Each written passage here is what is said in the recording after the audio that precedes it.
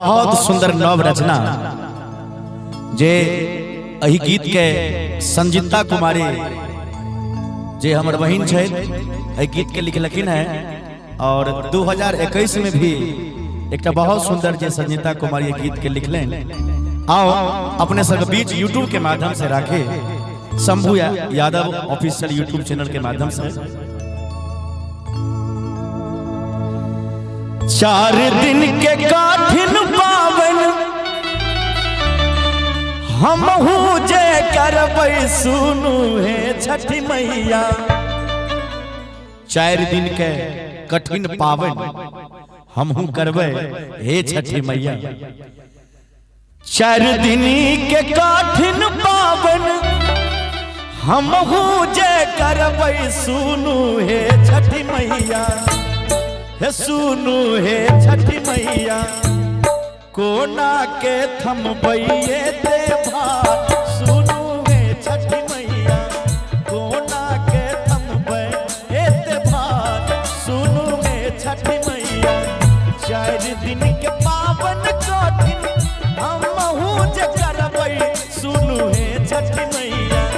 4 दिन के कठिन पावन हम जे करबै सुनू हे छठी मैया।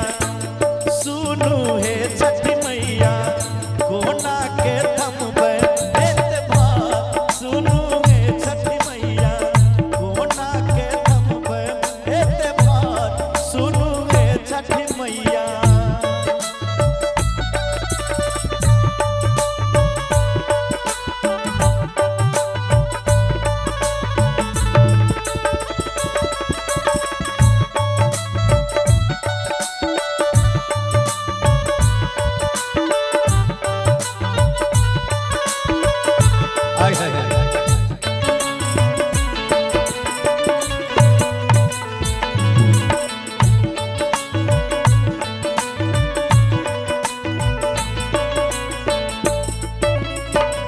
अन्हरा को हरिया मैया करैया पुकार। सुनू हे छठी मैया।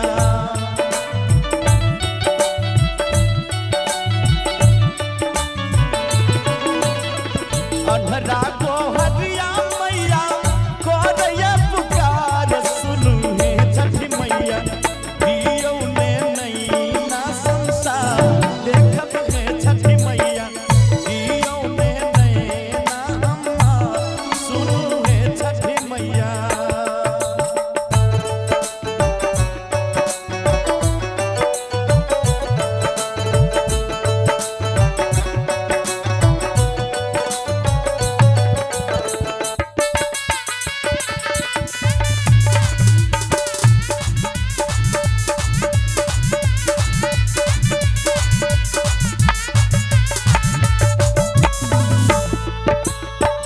बाझिन को हरिया मैया चौखट में निधार। सुनू हे छठी मैया।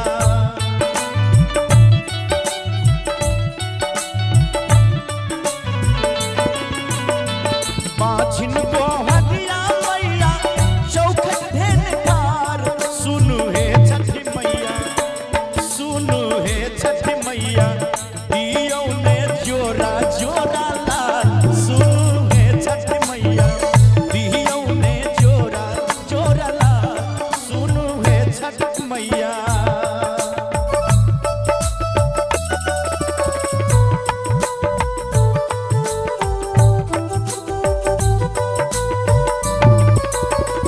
जय हो।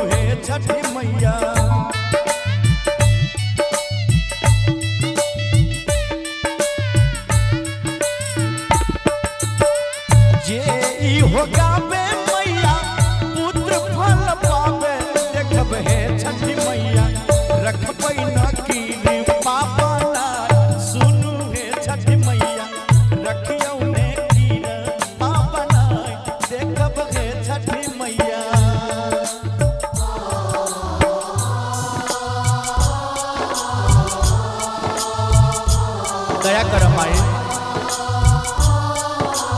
अही भक्त पर दया करो।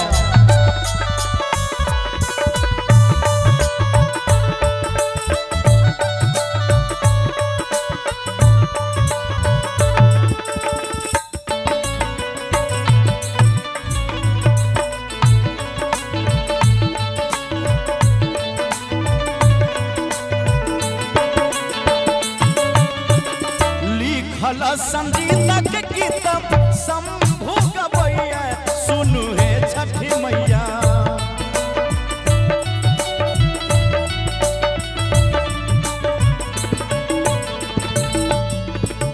लिखल संगीता